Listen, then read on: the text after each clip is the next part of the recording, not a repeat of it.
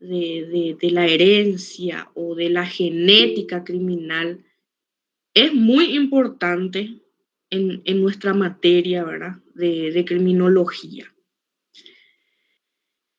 En mi opinión, la herencia criminal nace como una necesidad del ser humano de buscar las causas, los factores que pueden influenciar a las personas a cometer, ¿verdad?, delitos. Obvio que existen un sinnúmero, ¿verdad?, de teorías del por qué las personas delinquen, ¿verdad? Y una de ellas es precisamente la herencia criminal. La herencia criminal, que podría ser una tesis o una doctrina, ¿verdad?, de ciertos eh, biólogos o criminalistas, ¿verdad?, que sostienen que la transmisión de las inclinaciones delictivas se da, ¿verdad?, de padre a hijos. Y se hacen una pregunta, ¿de tal palo, tal astilla? Actualmente no se puede afirmar que la existencia de una herencia es explicativa, ¿verdad?, del génesis del delito, ¿verdad? Dado que no es la enfermedad o la criminalidad lo que hereda, dicen, sino la predisposición. Entonces, de acuerdo con el planteamiento de la biología criminal, no todo individuo con tendencias violentas, eh, agresivas o excitables llegan al delito, ¿verdad? Sino solo aquellos que poseen esa capacidad, ¿verdad?, para refrenarlas. Y en ello, ¿verdad?, la estructura de la personalidad también que juega un papel muy importante en cuanto a esto, ¿verdad? Este es tema de examen, esta parte, lo heredado y lo congénito, genotipo y fenotipo. Esto suele salir en el examen. La genética es el estudio de la herencia, estudia la herencia, el proceso en el cual un padre o una madre, ¿verdad?, le transmite ciertos genes a sus hijos. Entonces, la genética es el estudio de la herencia, el proceso en el cual un padre les transmite ciertos genes a sus hijos. La apariencia, por ejemplo, de una persona, la estatura, el color de cabello, de piel, eh, el color de los ojos, todo eso está determinada, ¿verdad?, por los genes. Otras características también afectadas por la herencia son, por ejemplo, las probabilidades de contraer ciertas enfermedades, ¿verdad? También capacidades mentales y algunos talentos naturales, ¿verdad? Un rasgo normal, ¿verdad?, que se transmite de padre a hijos. Podría ser también un rasgo anormal. Entonces, eso es lo que estudia la genética, ¿verdad? Pero la mayoría de los trastornos genéticos, em, había leído en un artículo que se recomendaba una asesoría también genética, ¿verdad? Inclusive hay muchas parejas que se someten a ciertas pruebas para buscar un diagnóstico prenatal, ¿verdad? Para ver si es que ellos eh, tienen algún trastorno genético que puedan, ¿verdad? Transmitirle a los hijos, ¿verdad? La genética moderna es la que nos lleva a distinguir la índole y el origen de las cualidades de cada individuo. Y hace una diferencia básica entre genotipo y fenotipo, ¿verdad? En todo ser humano hay algo que no cambia, que es inalterable, es definitiva y es lo que se transmite, ¿verdad? Y esto es lo que llamamos el genotipo.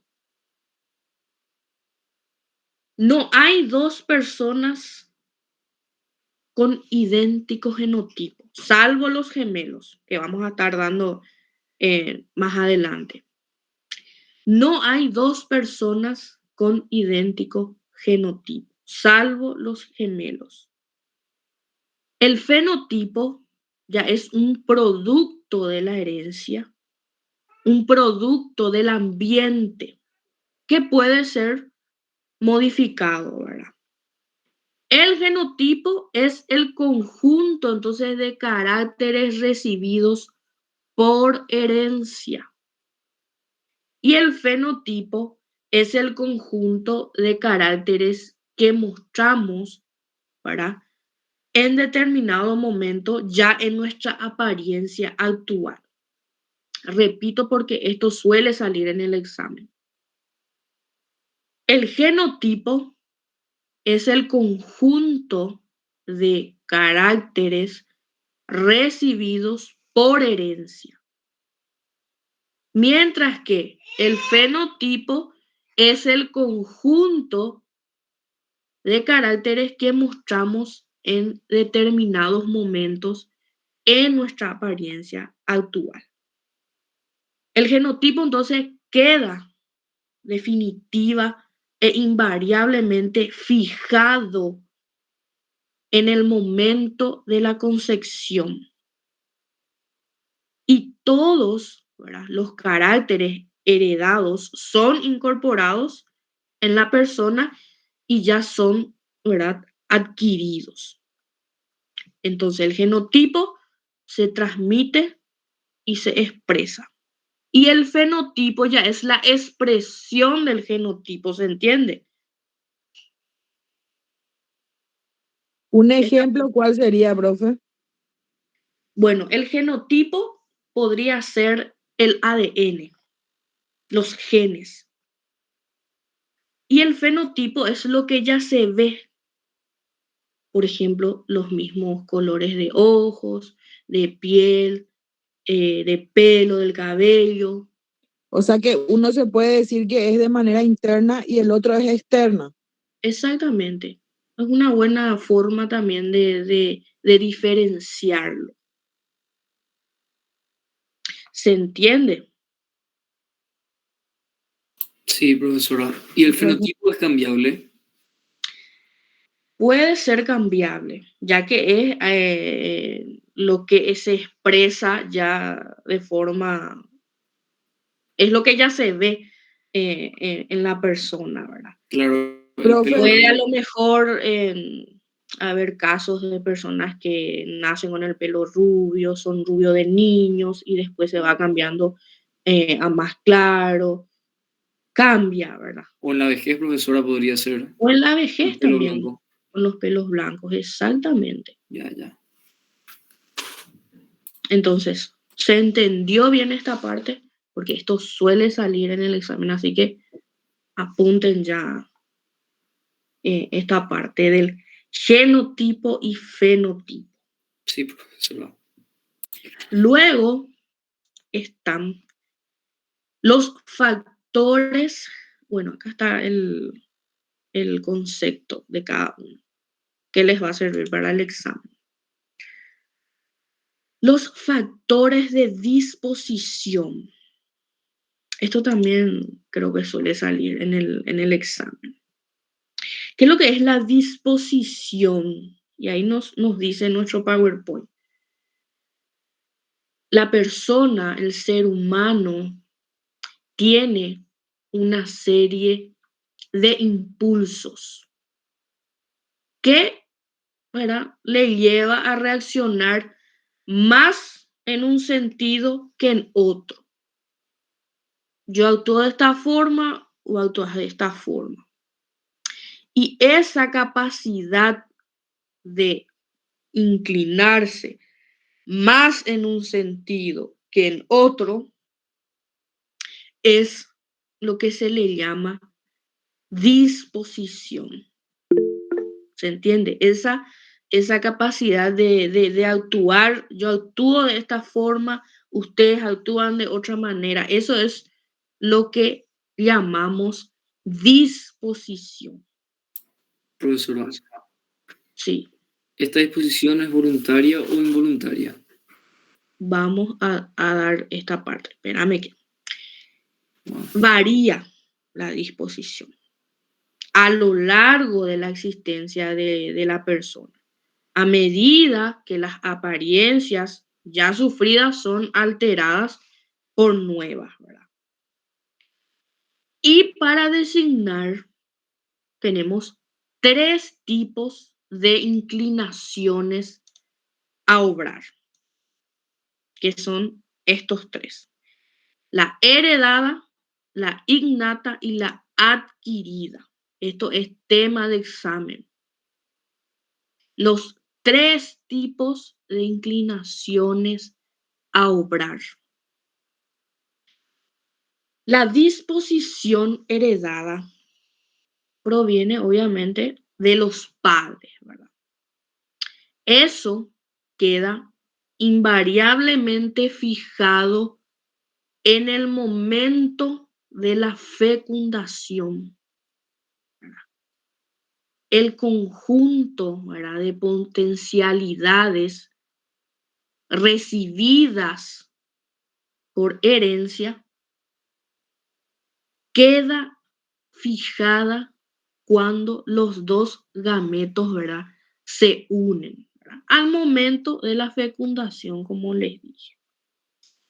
Entonces, con toda seguridad, la disposición heredada es la base, por así decirlo, más profunda de las demás disposiciones.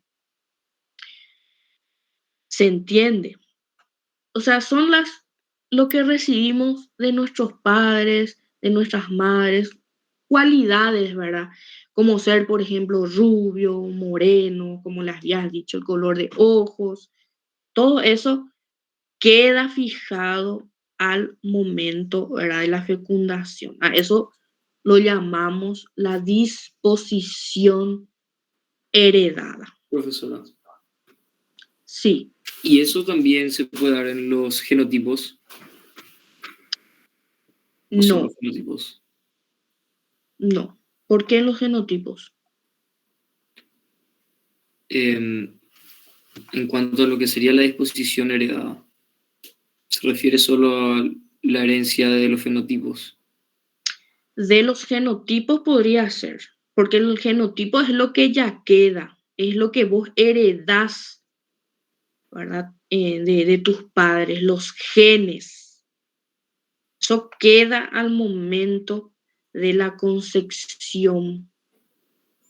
Claro. Y Cualidades. Eso podrían ser también se aspectos, puede heredar. podrían ser aspectos de la personalidad, como los temperamentos. Podría ser también, pero eso vamos a dar justamente en esta lección. Las personalidades, ¿verdad? Es difícil decir sí o no. Algunos dicen sí, otros no.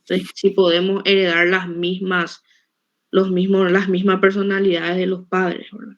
Parece que esta va a ser la mejor lección, profesora. Sí, pero ahí también voy a aclarar una cosa, porque justamente el año pasado hubo un problema con estas lecciones, porque siempre tiene su crítica. Yo lo que quiero que entiendan es que nosotros estudiamos estas causas como posibles, no es algo que sí es. Porque como les dije al principio, las causas de la criminalidad son bastante. No hay algo que diga esto es. Pueden haber muchísimas razones. Y hay cosas, por ejemplo, que estudiamos en esta lección o lecciones anteriores que ya no da en estos tiempos, que ya es obsoleta la teoría. Y el año pasado una alumna que se enojó mucho porque no es así. Y sí, tenía razón, pero eso tienen que entender desde un principio. Hay cosas que no tienen nada que ver con el tiempo, con la criminología actual, pero hay cosas que sí lo podemos tomar. Pero es eso lo que hace interesante a la criminología, que te deja con esa duda y te da esas ganas de seguir investigando. Porque no hay algo que diga, sí, esto es. Esta es la verdadera causa de la criminalidad. No hay, existen miles y miles de teorías. Podés creer esta, no podés creer esta. Y eso es que le hace, ¿verdad?, interesante a la materia según, ¿verdad?, mi manera de pensar. No sé qué pensarán ustedes. Bueno, vamos a continuar. Se entendió la disposición heredada, es lo que viene de los padres y queda fijado al momento de la concepción. Puede ser rubio, esas cualidades de ser rubio, moreno, etcétera, etcétera. Y luego está la disposición innata, que es lo que el individuo trae consigo al nacer. Y ya implica ciertas variaciones causadas, ¿verdad?, por el ambiente intrauterino, ¿verdad?, de la madre. Puede ser, por ejemplo, causas de tóxicos o algún golpe sufrido por la madre, ¿verdad? Esas alteraciones que pueden producirse durante esos 9 meses, ¿verdad?, de la gestación uterina, y eso puede actuar en sentido beneficioso o perjudicial, ¿verdad?, sobre las potencialidades heredadas, ¿verdad? Entonces, es lo que traemos ya al nacer debido a ciertas variaciones, ciertas causas, ¿verdad?, que se desarrolla dentro del ambiente intrauterino, ¿verdad?, de la madre. Y la disposición adquirida, Profe, ¿sí? una consulta. Estas disposiciones innatas que vos decís, estás hablando de que serían, por ejemplo, unas actividades del ambiente intrauterino, pero estos son, ¿te referís a que son provocadas o que son así de manera normal? Porque podés tener por algún, o sea, yo estoy embarazada y de repente de manera así tipo natural, vamos a decirle, tengo alguna situación X que puede transmitirle algún tipo de situación a mi bebé, ¿verdad? Pero está también las que son provocadas. Por ejemplo, Claro, el consumir, ahí habla de tóxicos, por eso pregunto, porque puede ser, por ejemplo, alguien que esté consumiendo drogas, por drogas, ejemplo. alcohol, todo Claro, eso claro. también afecta a ese ambiente intrauterino, ¿verdad? Obvio que puede ser causada también de forma intencional o pueden ser ya en, de forma involuntaria también algún golpe, ¿verdad?, que se da, ¿verdad?, algún accidente, eso también. ¿Se Ya, entiende? gracias, profe. Gracias, sí. Perfecto. Y por último, tenemos ahora la disposición adquirida, ¿verdad? Que es esa disposición ya alterada, ya modificada, ¿verdad? Ya sea en buen o en mal sentido de la disposición heredada o de la disposición innata. Obviamente que esto se produce ya después del nacimiento. Entonces, presten mucha atención a esta parte porque también suele salir los tipos de inclinaciones a obrar. Profesora, Sí, ¿puedes mencionar la diferencia entre la disposición heredada y la innata? la disposición heredada es lo que proviene, ¿verdad?, de los padres. ¿Y en qué momento se fija? De la Al concepción. momento de la concepción. Ahí se fija.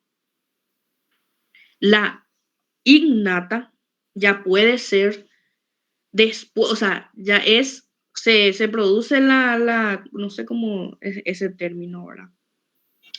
La concepción. Y en esos 9 meses dentro de la madre puede existir ciertas variaciones, ¿verdad? Desde la Que concepción hasta pueden, el nacimiento sería la innata. ¿cómo? Que se da desde la concepción hasta el nacimiento. No. La innata, bueno, podría ser eso también, de forma para entender mejor. Pero Sí. la heredada solamente queda fijado ahí, en ese momento de la concepción. Ahí vos le transmitís, los padres le transmiten ciertos genes que son obviamente inalterables, ¿verdad? No, eso ya queda ahí. Pero la innata es lo que se produce por ciertos cambios, ¿verdad?, que se da durante esos 9 meses. Puede haber un cambio. Profe, lo que creo que Raúl te quiso decir es que el otro se da, como dijiste, cuando se forma eh, la unión, ¿verdad? Del esperma, ahí se da la concepción, ¿verdad? Sí. Pero a partir de ahí, porque ya se formó, ya el feto ya está, ¿verdad? Entonces, a partir de ahí, lo que le llega a pasar después de la concepción sería innata. Así es, exactamente, mejor explicado. Esa es la diferencia entre la disposición heredada y la innata. ¿Se entendió? Sí, profesora, súper. Bueno, este tema de la herencia tuvo mucha repercusión, ¿verdad? Se hicieron muchos estudios para, para determinar la incidencia o la influencia, ¿verdad?, que tiene la herencia en la criminología. Y se estudió a las familias delincuentes, a los gemelos y a los hijos adoptivos, ¿verdad? Los estudios sobre familias criminales suele hacerse, por ejemplo, el seguimiento de la descendencia. Son familias en las que puede existir, ¿verdad?, una mayor predisposición a la delincuencia. En los parientes, en línea recta, ¿verdad?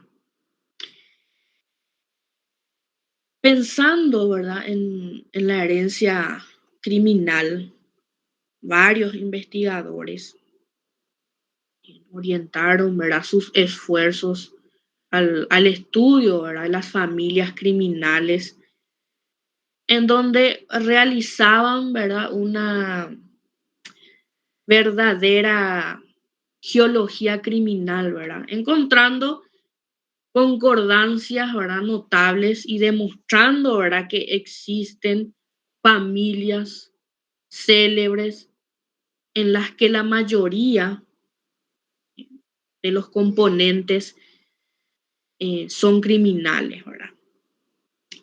Un ejemplo clásico es la de una familia, no recuerdo el apellido, pero está en nuestro material, que fue seguida durante 200 años, ¿verdad?, en que se probó, ¿verdad?, que el fundador de esa familia era un malviviente alcohólico. Él tuvo 709 descendientes, de los cuales 77 eran delincuentes, 202 prostitutas y 142 vagos y malvivientes. Inclusive ampliaron las investigaciones hasta localizar 3.000 descendientes, ¿verdad?, de los cuales la mitad son deficientes mentales, ¿verdad?, tenían algún problema mental. Luego, la otra parte eran vagos, mendigos y delincuentes de todo tipo, ¿verdad? Entonces, ese estudio del número de delincuentes dentro de una familia supuestamente pudo determinar de que la delincuencia podría ser heredada, ¿verdad? Pero esto es algo que no está, ¿verdad?, probado, ¿verdad? La crítica, ¿verdad?, que más se le hace a estos investigadores es ese método, ¿verdad? No es tan confiable el, el método utilizado, ¿verdad? Porque el diagnóstico, por ejemplo, de la debilidad mental o la clasificación de vagos o de prostitutas, de delincuentes, se hace en base en referencias, ¿verdad? Y en ocasiones hay prácticamente un siglo de diferencia. Entonces la obtención de esos datos no es tan confiable, ¿verdad? Además, ¿verdad?, del contagio social que es indudable, ¿verdad?, en estas familias, ese contagio social. Entonces, esos métodos de investigación no fueron tan aceptados, ¿verdad?, por otros criminólogos. Entonces, es algo que no está prácticamente probado. En cuanto a los gemelos, los estudios, ¿verdad?, que realizaron para demostrar las transmisiones hereditarias, se pasó al estudio, ¿verdad?, de los hermanos gemelos, ¿verdad? Los hermanos gemelos son los procedentes del mismo óvulo, los hermanos gemelos. Es donde más semejanza se puede haber entre dos seres humanos, ¿verdad? Si son tan iguales, dicen, necesariamente han de haber recibido cada uno los mismos caracteres hereditarios, ¿verdad? Por lo tanto, si ambos delinquen, resultará, ¿verdad?, que se hereda la delincuencia. Los gemelos también han preocupado por eso a los científicos, a los criminólogos, ¿verdad? Porque como les dije, son seres, son personas desarrolladas o desarrollados en un solo óvulo que se parte durante el periodo de la fecundación. Entonces, estas personas realizan comportamientos similares, ¿verdad? Es lo que alegan, ¿verdad? Los que investigan, inclusive le dan un porcentaje, ¿verdad? Al tema de los gemelos.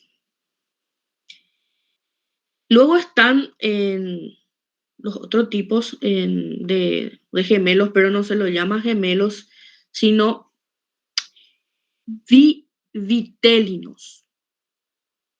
Esos son los que proceden de dos óvulos fecundados al mismo tiempo. Y supuestamente dicen que el porcentaje de conductas es mucho menor, ¿verdad? No existe no es que delinquen, no porque uno delinque, el otro va a delinquir. No existe tanta semejanza, ¿verdad?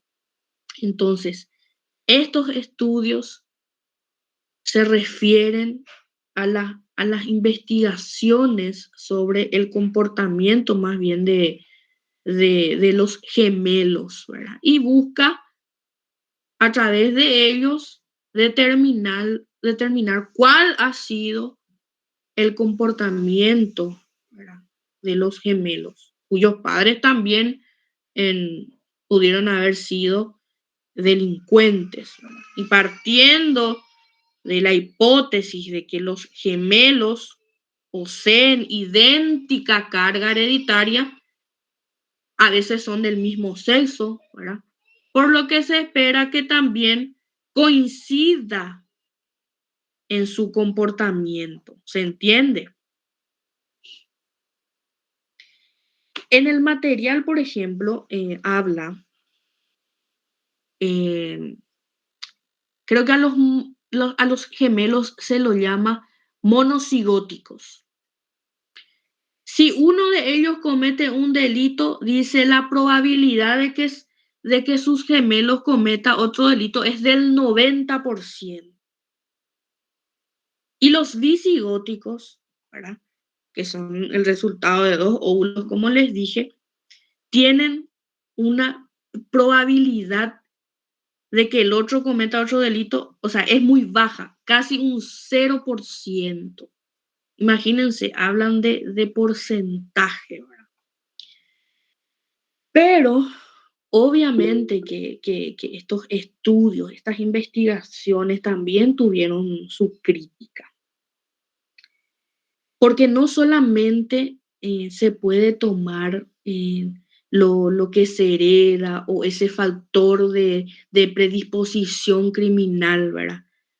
Porque lo que hay que tomar a la hora de analizar las causas es el factor circundante, el mundo que rodea en ese momento, ¿verdad?, a los gemelos.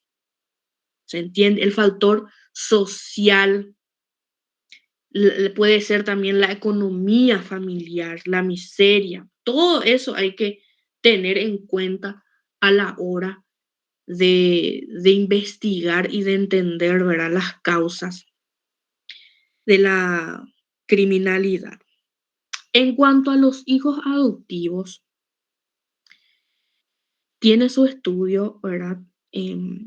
O sea, consiste en el seguimiento de la conducta de los criminales y no criminales, del adoptado o de los padres adoptivos, ¿verdad? Y qué relación tiene esa persona con los padres biológicos y adoptivos, ¿verdad? Sean estos delincuentes o no delincuentes. Pero como les dije, es algo que no está demostrado, ¿verdad? A lo que quiero llegar es la antigua creencia, porque es antigua, de que la criminalidad se hereda, ya está completamente hoy en día superada, ¿verdad? Aunque con más o menos timidez se niega, ¿verdad? Ese principio o ese término, ¿verdad? Se puede resumir en que la criminalidad no se hereda, pero puede haber cierta predisposición a ella. No hay una predestinación a delinquir. El criminal nato no existe. La teoría de que hay naturalezas o ciertos rasgos físicos, psíquicos, que determinan al delincuente, que fue iniciado, ¿verdad?, por Lombroso, como habíamos desarrollado, no es hoy en día sostenida por nadie. Tampoco esos estudios sobre antropología referentes al cráneo, al cerebro, ¿verdad? Todos admiten esa posible predisposición o admiten otras series de factores que van a influir en la comisión de hechos delictivos por el actor. Por ejemplo, la edad, el sexo, la familia, la sociedad, la situación económica por sobre todo. Esas son circunstancias y situaciones que se han de tener presentes para determinar por qué se cometió un delito. ¿Se entiende? Inclusive había leído, no recuerdo bien, en que hoy en día también se empieza a especular con las anomalías cromosómicas, por ejemplo, como causa de la criminalidad, ¿verdad? El poseer un cromosoma Y suplementario, inclusive, se habla de eso. Si ustedes ponen en internet, se van a encontrar con miles y miles de teorías al respecto, ¿verdad? Tiene también su valor en el tema de la herencia, pero no es algo que está determinado, no es algo que se diga sí es así. ¿Se entiende? Puede haber muchas otras causas, inclusive, que sí pueden estar en lo correcto. Pero el tema de la herencia no va todavía hoy en día. Entonces, hasta hoy decimos que la herencia a la criminalidad no existe. ¿Se entiende? Sí, profesora. Así es la psicología. Exactamente. Bueno, la personalidad. Ahora vamos a hablar de algo muy interesante. La personalidad.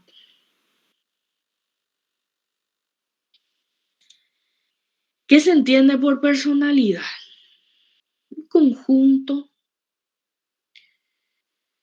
de dinámicas psíquicas, ¿verdad?, que son características de una persona. O sea, es como su organización mental interior que determina el modo en que dicha persona va a responder, ¿verdad?, a cierta situación, ¿verdad? Es un patrón de actitudes, de pensamientos, de sentimientos, ¿verdad?, recurrentes, ¿verdad?, que pueden ser estables a lo largo de la vida de una persona, que pueden tener un cierto grado de predictibilidad, ¿verdad?, respecto a su modo de ser.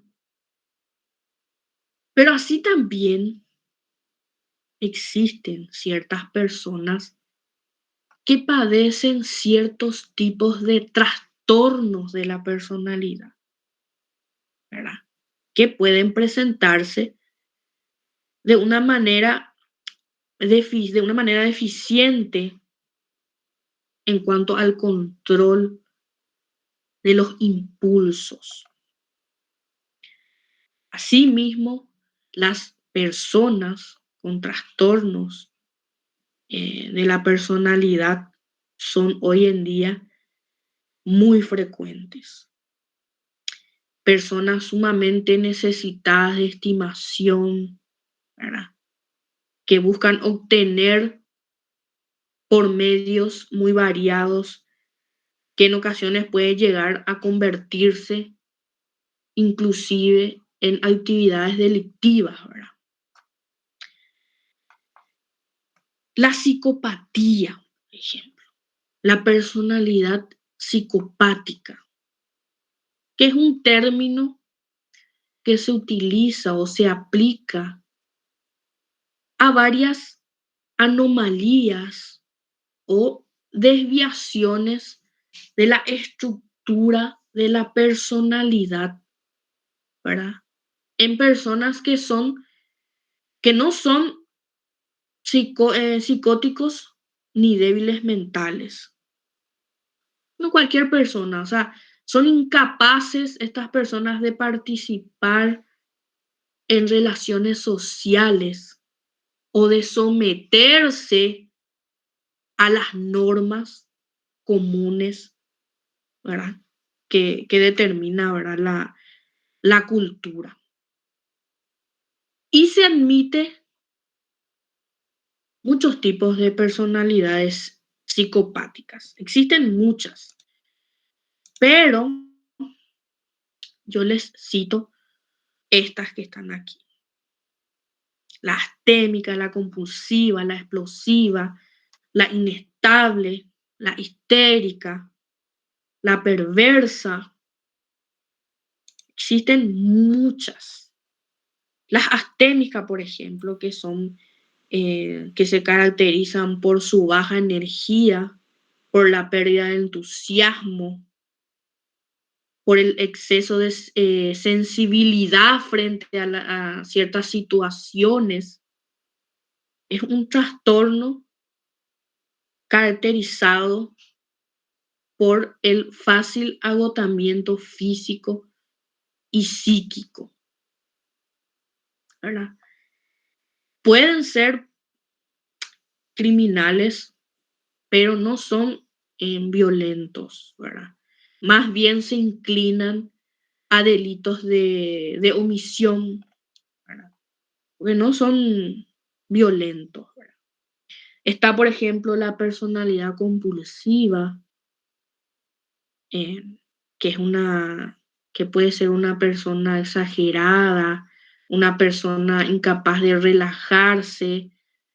También se refleja en ella cierta repetición de patrones de conducta. También suelen ser personas que sufren fácilmente un descontrol, ¿verdad? De fuerzas. La explosiva, que son egoístas.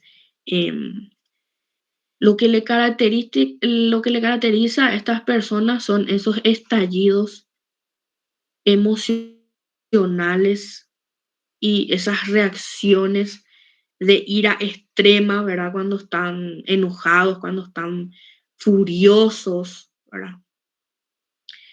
De ahí, ¿verdad? Que una persona explosiva te puede atacar con cuchillos, o le puede atacar con cuchillo a una persona, le puede, le, le, le da ciertas decenas de heridas, no se controla.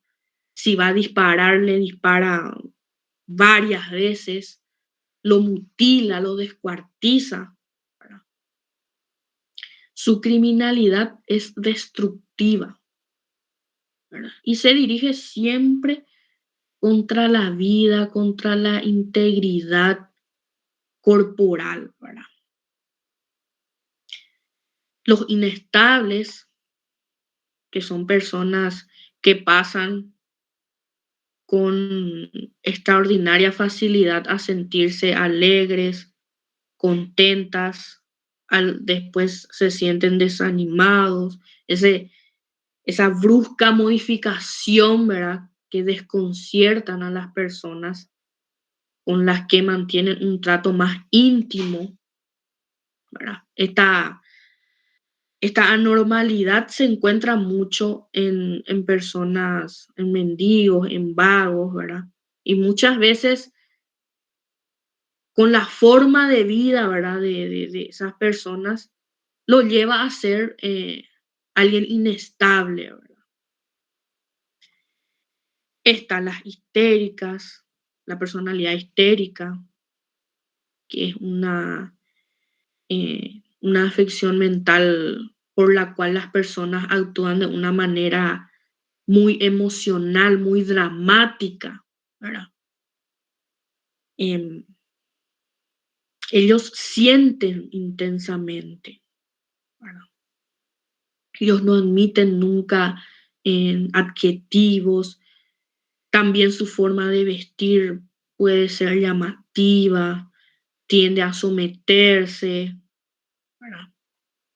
Y la delincuencia en ellos, eh, su, por ejemplo, su incapacidad de distinguir entre el mundo externo y el interno muchas veces le lleva fácilmente a los delitos de injuria, de calumnias, perjuicios, las mentiras, por ejemplo.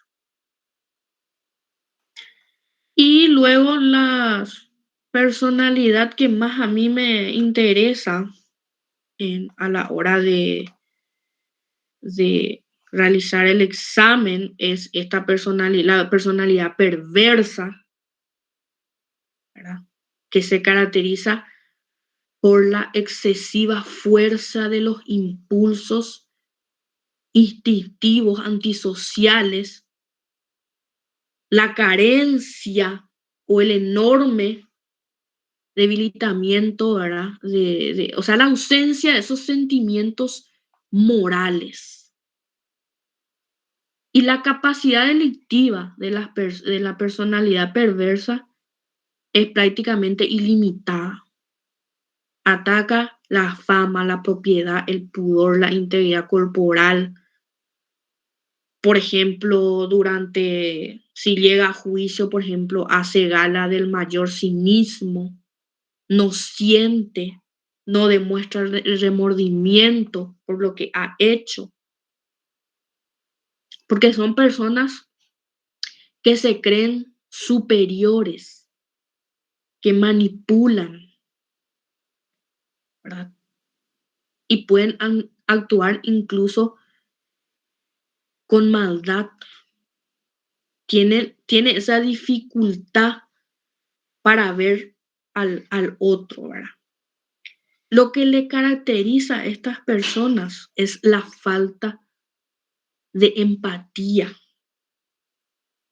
Aunque pueden también simular, ¿verdad? Conductas aparentemente apáticas.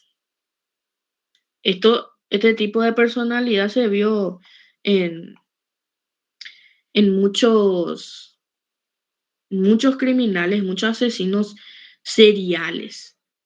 Y está también las psicopatías sexuales, ¿verdad? Que son delitos esencialmente sexuales a fin de lograr el objeto en el cual descargar el impulso, ¿verdad? Donde se pueden producir violaciones, seducciones, corrupción de menores, que es lo más habitual, ¿verdad? Y yo les puse acá habla de algunos ejemplos, ya que está tan de moda, de ciertos criminales que en estos últimos tiempos se volvieron muy, muy famosos. El caso de Jeffrey Dahmer. ¿Quién me va a decir que no le conoce? En ningún momento habrá escuchado el caso de Jeffrey Dahmer. El caso de Dahmer ilustra uno de los problemas más comunes a la hora de determinar el diagnóstico preciso de los asesinos en serie. En primer lugar, si entendemos, si vimos, ¿verdad? La sentencia que recibió. Jeffrey Dahmer estaba legalmente cuerdo cuando cometió, ¿verdad?, los asesinatos. Pero hay que aclarar que esto no significa que él no padeciese ningún trastorno, sino más bien que él era capaz de apreciar el mal que estaba haciendo y adecuar su conducta a las normas legales y sociales. El principal argumento, ¿verdad?, es en la planificación de los crímenes y el esfuerzo en ocultarlos. Inclusive, si lograron ver, los fiscales adjuntaron también que el uso, por ejemplo, del preservativo por parte de Dahmer al mantener relaciones con alguno de los cuerpos evidenciaba esa conciencia de sus propios actos, ¿verdad? En cambio, la defensa de Dahmer se basó en la idea contraria, ¿verdad?, de que él padecía uno o varios trastornos psiquiátricos que le impedían controlar supuestamente sus impulsos y sus acciones. Hubo una crónica del juicio, se publicó en una revista en donde explicaba que aunque los peritos se centraron más bien a la discusión de los detalles que se podía evidenciar o descartar una falta de control por parte de Dahmer, también adjuntaron una larga lista, ¿verdad?, de diagnóstico. Y es lo que vemos, ¿verdad?, en nuestro PowerPoint. Que sufría, ¿verdad?, de parafilia, de negrofilia, un trastorno de la personalidad no especificado, dice. Un trastorno límite de la personalidad con componentes sádicos y obsesivo-compulsivos. Igualmente también se debatió mucho sobre si el pensamiento de Dahmer, ejemplificado en su propia interpretación, ¿verdad?, de un dibujo que se había realizado, que él había realizado, ¿verdad?, para los psiquiatras que lo examinaron, revelaban también un pensamiento de tipo psicótico. Sea como sea, y teniendo en cuenta, ¿verdad?, la decisión judicial con posterioridad, ¿verdad?, al juicio, muchos expertos han estudiado el perfil de Dahmer y han ofrecido sus propias interpretaciones también sobre el trastorno que pujaba, ¿verdad?, este asesino, pero no existe una posición unánime sobre el padecimiento de Dahmer, ¿verdad? Y su caso, ¿verdad?, queda como un interesante sujeto de debates y de estudio para la ciencia psiquiátrica, ¿verdad? Entonces no existe una posición unánime respecto a los trastornos que padecía Jeffrey Dahmer. Profesora, ¿Sí? tengo una consulta sobre los trastornos que pusiste en pantalla, ¿verdad? Yo, por ejemplo, no sé qué es parafilia, si me podrías explicar, por favor, profe. Sí. Bueno, la parafilia podría ser como un fetiche, ¿verdad? Que te excite algo, un objeto. Eso es la parafilia, que te excite un objeto determinado. Por ejemplo, vimos en el caso de Dahmer que a él le excitaba la carne humana. Si llegaron a ver la serie muy famosa que se volvió, muestran una escena donde él estaba cortando a un pescado y tocaba esos órganos del pescado y él se excitaba. Y eso es la parafilia, que te excite un objeto determinado. ¿Se entiende? Sí, profe, gracias. Profe, Sí. ¿y eso no tenía otro nombre también? Que tipo se excitaba por los órganos. Puede ser, no recuerdo si tenía otro nombre, pero tiene también, porque cada fetichismo, como se dice, tiene otra vez su nombre, ¿verdad? Pero en síntesis es eso, ¿verdad? Profe, ¿y vos crees que iban a encontrar algo si se permitía que se estudie su cerebro? Podría ser, porque justamente estuve leyendo, o sea, estuve viendo otra serie en Netflix que habla sobre la mente criminal, ¿verdad? En donde supuestamente hacen unos estudios, una investigación del cerebro de una persona que, que delinque y de otra persona normal. Y supuestamente encontraron diferencia, ¿verdad? De que en la persona delincuente eh, estaba falto de empatía, porque eso se ve. O sea, los neurólogos te van a explicar mejor eso, ¿verdad? Que supuestamente el que es un asesino en serie tiene faltante eso, o es un órgano que tenemos así de grande, pero él tiene chico, supuestamente. ¿Se podría encontrar o no? El mismo caso, no sé si conoces de Gacy, por ejemplo, de este payaso,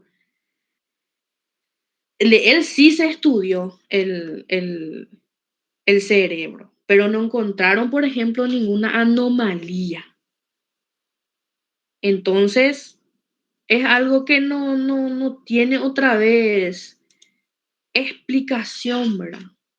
¿Se podría o no encontrar algo? Vamos a quedarnos para siempre con esa duda, ¿verdad? Y como les dije, en el caso de él, por ejemplo, sí se estudió, pero no se encontró absolutamente ninguna anomalía, ¿verdad? Profe, Lo mismo dice. me surgió Examinó otra y duda, pese a las profesor. especulaciones de muchos profesionales, no encontró anormalidades que pudieran explicar esa conducta de Gacy. Sí, no sé quién habló. Yo, profe, justamente Sí, por la conversación que estuvimos manteniendo, el tema, ¿cómo, por ejemplo, se diferencia dónde está el límite entre un fetiche y un trastorno? Porque viste que estábamos hablando de los trastornos y mencionaste en forma de fetiche, ¿verdad? ¿Cuál es la diferencia? ¿Dónde surge la línea que se diferencia entre un trastorno y un fetiche? ¿Podría ser que uno es legal y otro no? ¿O cómo se puede No, y diferenciar? que uno a lo mejor y puede causarle daño a otra persona a la hora de querer satisfacer esa necesidad, por así decirlo. ¿Se entiende? Sí, profe. Es muy, muy interesante esta parte, este tema, porque no, no, no, no hay no se ponen de acuerdo, ¿verdad? Al hablar, ¿verdad? De estos criminales. Pero sí, lo que tienen en común estos asesinos en serie es ese mundo o ese entorno social en donde crecieron, ¿verdad? En donde no tuvieron una buena infancia y que pueden ser para mí una de las causas por las que ellos pudieron actuar, ¿verdad? De esa forma. También está el caso de Tim Bundy, que es muy interesante también. Él sí sufría un trastorno bipolar, un trastorno mental conocido como maniático depresivo. Es una, Tim Bundy ha sido y sigue siendo una pieza clave, ¿verdad? En el entendimiento de los asesinos en serie, ¿verdad? La psicopatía, ¿verdad? Que sufrió, ¿verdad? Ese rasgo de la personalidad que él tenía, esa personalidad antisocial, esos trastornos, un estado maniático, bipolar, que se puede sentir feliz un momento, agitarse, luego estar deprimido, estar triste, con una baja autoestima. Es también interesante, ¿verdad? Este caso de Tim Bundy. Y para terminar, también Freud nos habló, ¿verdad? De esta teoría delictiva, o sea, la personalidad delictiva.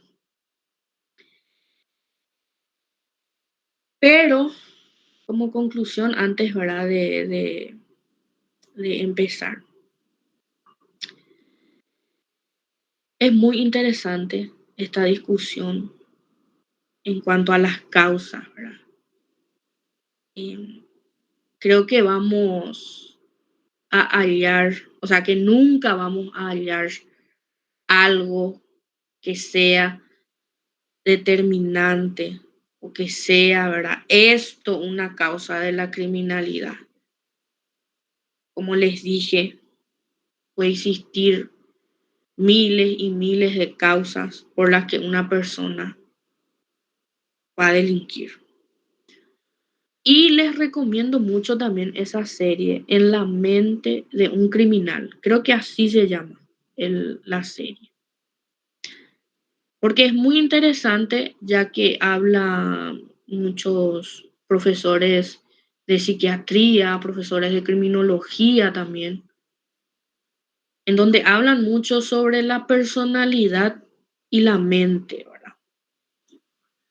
La personalidad y la mente de una persona normal se puede diferenciar de una persona, de un asesino serial, ¿verdad? ¿Por qué ellos dicen eso? Porque muy raras veces eh, una persona normal va a fantasear con querer matarle a un ser humano, ¿verdad? Y el asesino serial adopta, ¿verdad? Una serie de creencias, de patrones de conducta que son muy diferentes a una persona normal. Vamos a llamarle persona normal. Y parece haber varias motivaciones por las que impulsan, ¿verdad?, al asesino en serie. Puede ser, por ejemplo, el miedo al rechazo, la necesidad de poder, eh, el sentido de inferioridad, sienten ira por una persona en particular, por un tipo de gente en particular, y quieren castigarle, ¿verdad? Pero lo que mucho también le motiva a estos asesinos es el asunto del hogar, ¿verdad? Durante la infancia, los problemas con los padres. Puede ser también esos los motivos. Entonces nos quedamos otra vez con esa duda de si la criminalidad es nata o es adquirida. Siempre, siempre vamos a hacernos esa pregunta. Hay también una moderna investigación, y es moderna, en un campo que es nuevo, que se llama neurocriminología. Y ese campo intenta determinar si algunas personas nacen propensas al comportamiento violento, y dicen que hay, ¿verdad?, estudios de neuroimágenes, por ejemplo, resonancia magnética, que buscan diferenciar entre los cerebros normales, ¿verdad?, y de los cerebros de los individuos, de las personas psicópatas. Y ellos dicen que sí hay ciertos datos biológicos o neurológicos que nos dicen que algunas personas pueden ser a lo mejor más propensas. Y quiero que busquen, investiguen más sobre el trabajo de un profesor de criminología que se llama Adrián Raine. Según su trabajo, ¿verdad?, él observó, o sea, él comparó los patrones cerebrales entre los asesinos y los no asesinos. Y es nuevo esta investigación. En el año 2013, él publicó un estudio donde se puede ver imágenes cerebrales de criminales violentos, homicidas, psicópatas y asesinos en series. ¿Y qué él observó? Que sus cerebros eran diferentes a la gente normal, que tenían una actividad disminuida en el área cerebral que está vinculada con la conciencia de uno mismo, en el área donde se procesan las emociones y la sensibilidad ante la violencia. Como grupo, él decía que los asesinos tienen un funcionamiento mucho más pobre en la corteza prefrontal, o sea, en el área donde regula y donde se controla el comportamiento. Y esa parte del cerebro, este profesor le llamó nuestro ángel guardián del comportamiento, decía él. Si está dormida, dice que el diablo puede salir. Pero estos eran más para los asesinos impulsivos, ¿verdad? Lo que matan en un ataque de ira, no en esos asesinos fríos y metódicos, ¿verdad? Los asesinos en serie en realidad tenían un funcionamiento alto en la corteza frontal, decía él, pero tenían un funcionamiento bajo en la parte del cerebro, en el complejo amigdalino, que es el centro donde se encuentran las emociones. Y como les dije hace rato, donde estaba supuestamente ese órgano de la empatía, de la conciencia y del remordimiento. Eso donde ese funcionamiento era bajo. Y eso podría muchas veces explicar por qué pueden matar sin culpa y sin remordimiento estas personas. También los neurocriminólogos encontraron otro posible indicador del comportamiento antisocial y peligroso de una persona en la frecuencia cardíaca. En una frecuencia cardíaca en reposo baja. ¿Por qué? Porque supuestamente no sentían miedo o no se sentían, no sienten tan fuerte como otras personas. Porque la vida para ellos es aburrida, ¿verdad? Para la gente con ritmo cardíaco bajo, por lo que ellos supuestamente buscan emociones, ¿verdad? Y ansían esas estimulaciones intensas. Y hizo un trabajo muy interesante este doctor, este profesor, donde él descubrió que él también tiene un complejo amigdalito, también tiene un funcionamiento bajo respecto a la empatía, al remordimiento. Pero él decía, yo me crié en una familia afectuosa. Y por eso él supuestamente no demostró un comportamiento criminal. Y es muy, muy interesante el trabajo. Y se lo menciona también en esta serie que yo les había mencionado, en la mente de un criminal. Creo que así se llamaba esa serie. Pero es muy interesante el trabajo del profesor Raine, Adrián Raine. Pueden buscar en internet, seguro hay referente a su trabajo.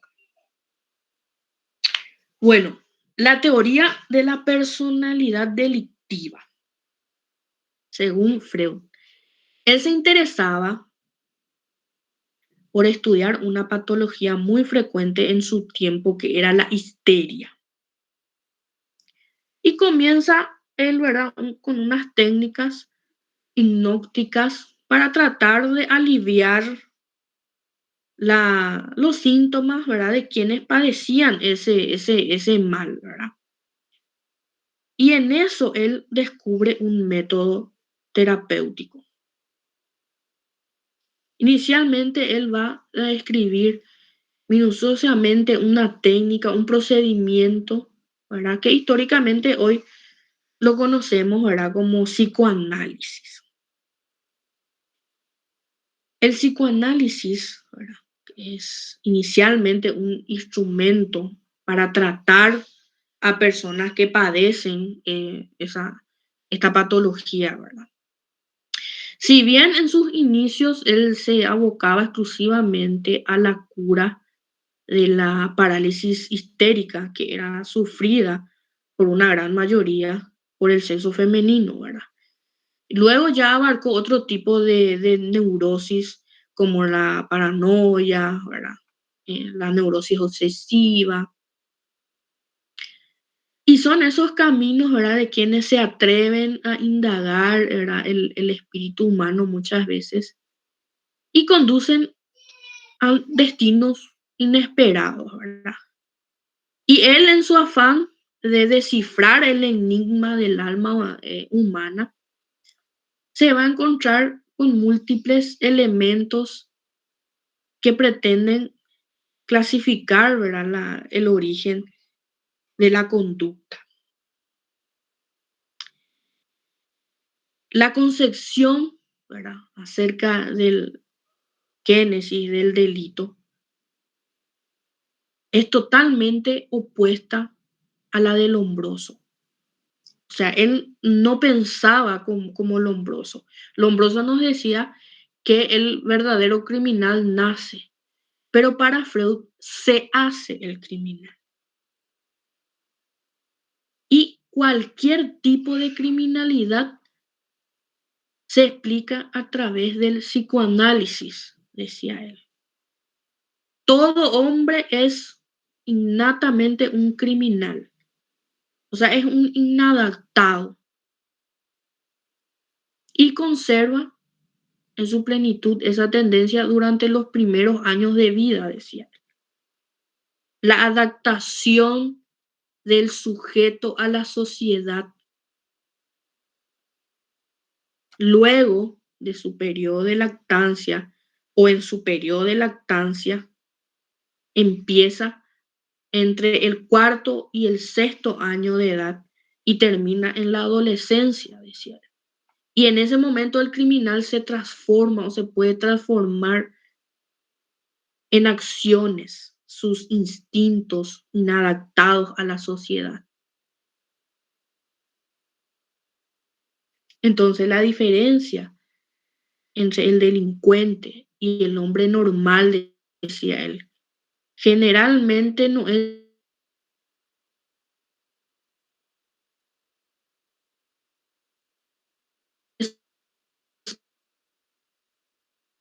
congénita, sino un defecto de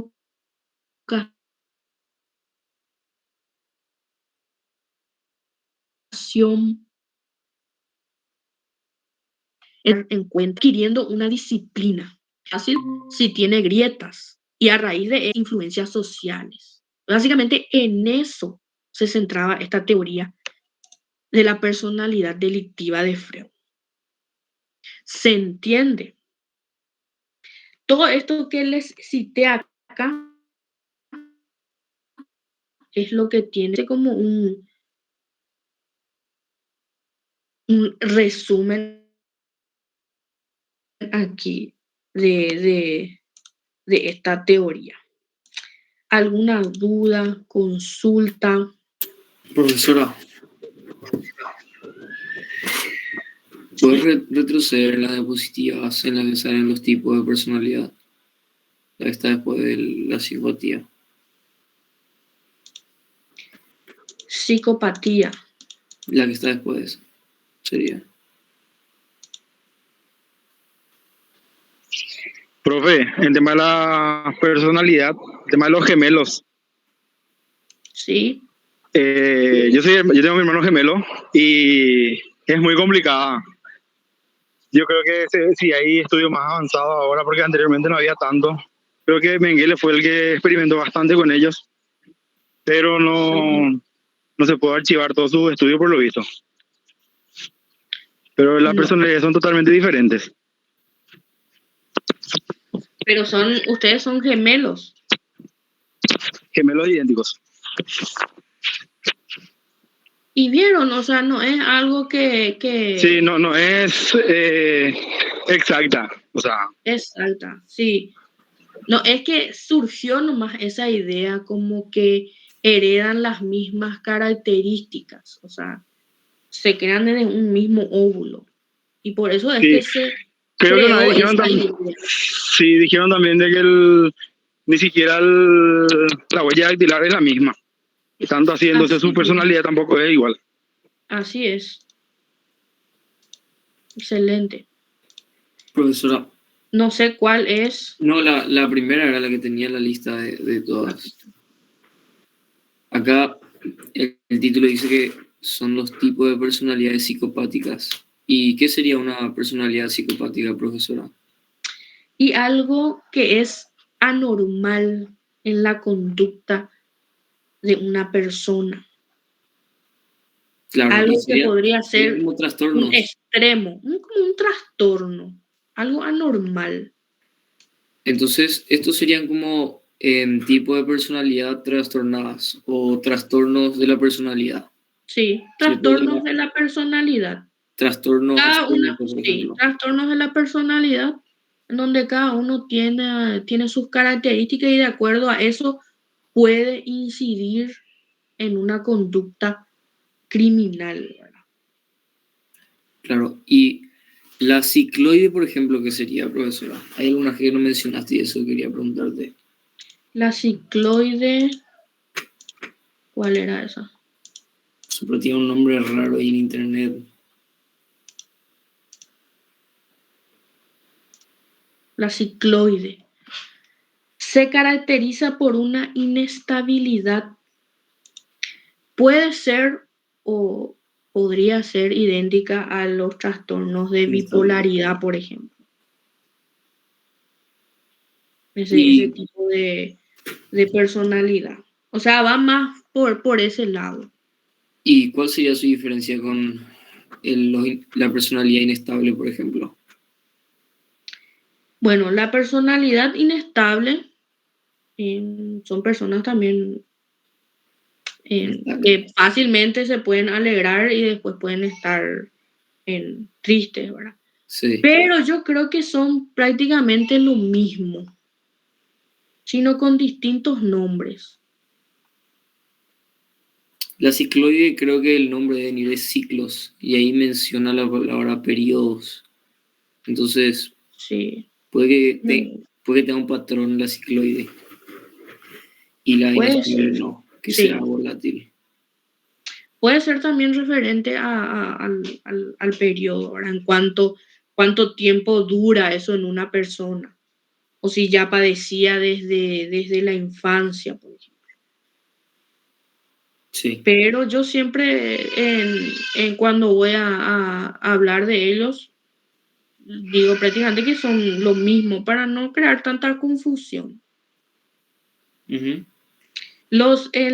También otra característica que puede diferenciarle a los cicloides es que son solitarios, son muy silenciosos, muy tranquilos, no son personas que socialicen mucho. En cambio, las personas que sufren de bipolaridad pueden ser personas sociables. O sea, le conoces que es una persona que no está solo. ¿El Está en bipolar es el compañía. inestable, profesora? ¿Es lo ¿Cómo? mismo? Sí, el bipolar es lo mismo que el inestable. Es lo mismo que inestable. Y parece ser también que el bipolar es más extremista que el cicloide, o que va desde mucha emoción positiva, mucha emoción negativa, por ejemplo. La Así cicloide es. se mantiene más en un rango menor. También podría ser una buena diferencia entre los dos. Y después hay otra que es la sensitivo paranoide. Creo que está una atrás. La sensitivo paranoide es una personalidad. O sea, la persona cree que es el centro del universo. Narcisista, entonces. Sí, cree que todo el mundo le envidia, que todo el mundo le ve mal, ¿verdad? Esa es una enfermedad actual, profesora. Ese es latente todavía en esta época. Sí. Y sí, puede ser también los narcisistas, ¿verdad? Porque ellos creen que todo el mundo está en contra de él. Y por eso es que ellos a veces actúan y son violentos con esas personas. O sea, sin sentido. Pero ellos se creen eso. Paranoide. Profe, y puede tener algo de inestable también, del que estuviste hablando anteriormente, porque una persona así, por ejemplo, que cree que cualquier actividad, cualquier reacción o cualquier cosa que vos digas, piensa que es en su contra, pero Así llega un momento en que mientras que vos hagas lo que ella dice o lo que él dice, entonces está todo bien, pero vos cambias y ahí ya fuiste, ahí ya te cataloga como que vos estás en contra de mí y entonces ya Sí. ulema. Mira que yo no soy psicóloga ni psiquiatra, ¿verdad? Pero una persona puede tener distintos trastornos de la personalidad. 2, 3 puede tener varios trastornos de la personalidad. Casi todos los trastornos de personalidad se deben a un desequilibrio. O sea, como yo entiendo eso, Claro. profesora, Por si hay un supuesto. equilibrio total entre Sí. todos los factores de una persona, va a ser normal, no va a tener ningún trastorno. Entonces, Así cuando hay es. algo que se sale del lugar, se desequilibra y eso forma lo que sería un trastorno. Entonces, todos los trastornos prácticamente, según lo que entiendo, son una inestabilidad. Hay algo que se descoloca. Hay algo que se descoloca, pero yo creo también, no sé qué piensan ustedes, que a lo mejor y podemos heredar ciertas capacidades mentales, ¿verdad? De nuestros padres y no se Sí, nos despierta porque tenemos un buen ambiente. eso suele pasar con los sociópatas, me parece, profesora. Porque eso es lo que hizo el trabajo del profesor Raine. Él decía eso. O sea, él decía que su cerebro era igual al de un asesino en serie, pero que él tuvo una buena familia. Y yo creo que ese ambiente, ese entorno social de la familia, de la comunidad, de donde sea, es como la base de todo. Y es lo mismo que pasaba también con Jeffrey.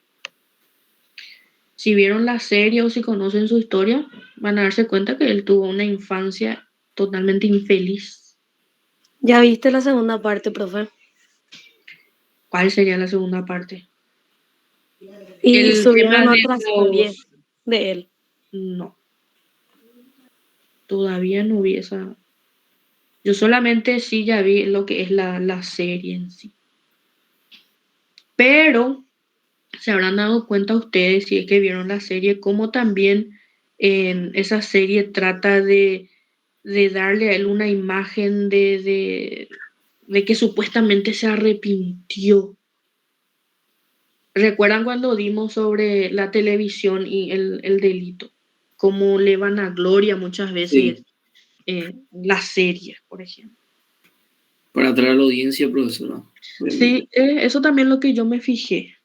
No, porque hay que saber que él nunca se arrepintió, nunca sintió remordimiento por nada. Este tipo de personas es muy difícil que se arrepientan. O sea, van a tratar de expresar arrepentimiento para que sus penas no sean tan graves.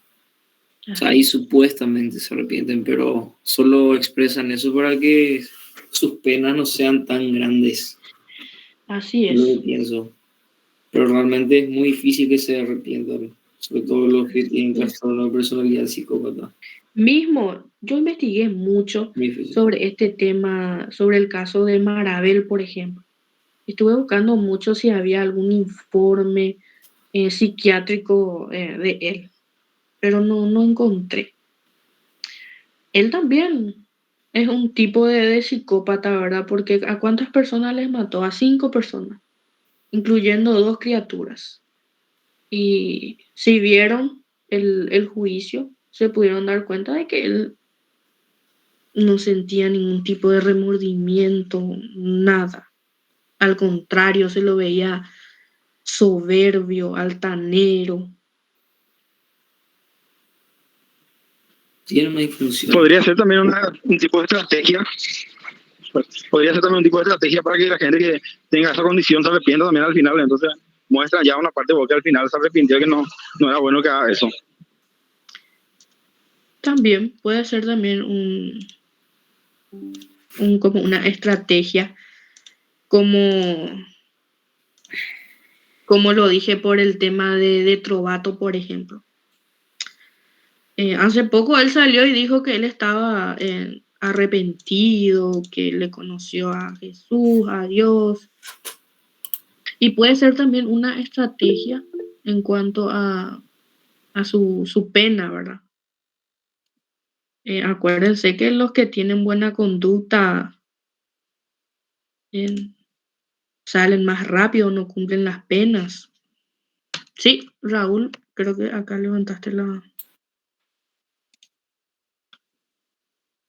mano. Profesora, hay un tipo de personalidad todavía que tengo la duda de qué sería, y es la mitómana o confabuladora La o mitómana. pseudológica. Sí. ¿Qué sería eso? Bueno, es la persona que se imagina algo y que va contando ese algo como si fuera que sucedió de verdad. Ah, ya escuché sobre esto. Pero, ¿la persona cree que fue real? O sea, ella misma... Puede ser, cree que fue real y esa sería, por ejemplo, la confabuladora, la que imagina algo y luego va contando como si fuera verdad eso. Claro, pero una cosa es que trate de convencerte que es cierto, que es real, y otra es que esa misma persona que está contando, la que tiene este trastorno, crea que realmente pasó. Como que imaginó algo y realmente cree que le pasó. Sí. Sí, eso también podría ser, por ejemplo, una persona histérica dentro, o sea, entra dentro de ese tipo de personalidad también, que cree que le sucedió algo y en realidad no fue así. Ujú. Pero la confabuladora es esa que se imaginó algo y cuenta como si fuera que eso es verdad. Y él mismo se cree esa mentira. Él mismo cree que es verdad. Entonces ya no sabe que está mintiendo, es como... Sí. Y el mitómano es el que miente, ¿verdad? La mentira domina su vida. Ah, mira un poco. Muy interesante, profesor. En el material que les voy a alzar hay más información al respecto si quieren volver a leer, por ejemplo. Pero es algo, o sea, básicamente eso nomás es lo que tenemos que manejar. Tampoco traten de profundizar tanto, ¿verdad? Sí. Pero solamente entender más o menos de qué trata, ya está. Está bien. La hipocondríaca es de excesiva preocupación. Sí, por la salud. Ese vi Por en medio tu segundo cuando salud, estaba por pasando la diapositiva. sí, por cómo anda tu organismo. Sí. No suelen ser tan, o sea, la criminalidad en estos tipos de personas no es tan grave, ¿verdad? No, a menos que se mezcle esa idea de daño, atribuyéndole, ¿verdad?, sus propios sufrimientos. Casi prácticamente no se habla tanto de esta personalidad. Bueno. Muchas gracias, profesora. Bueno, si no hay más otra consulta, vamos a terminar hoy. Y mañana continuamos con los factores antropológicos, pero vamos a hablar ya sobre la raza, la edad y sobre la mujer, Muchas gracias, profesora, por la pero de clase. forma presencial. Genial. Excelente clase, profesora. Muchas gracias. Me pusieron todos sus nombres al chat, así copio, ¿sí? Y nos encontramos mañana a la misma hora. 3:40 máximo, las 4 ya estoy por la facultad. Solamente me tienen que avisar en qué aula vamos a estar desarrollando nuestra clase. Bueno, nos vemos mañana entonces. Gracias Gracias, por todo. profe. Chao, profesora.